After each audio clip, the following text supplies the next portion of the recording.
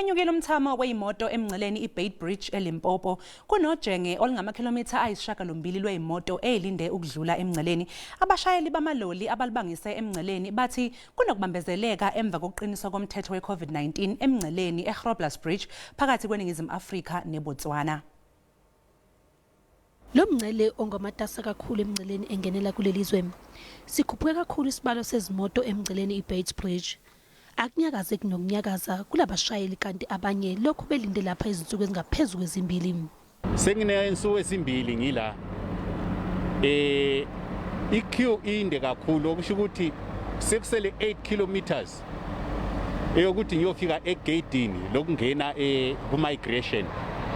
Ngike ngayabheka ukuthi kuhamba kanjani phakathi ema-ofisini ngathola ukuthi no umsebenzi wona uyahamba kodwa nje ukuthi ngenxa ye-COVID-19 abantu kabekho banengi abancedisayo phakathi. Buningi-ke ubugebengu emgwaqeni ongamakhilomitha ayishumi ophakathi kwaseMusina nomngcele eBeit bridge.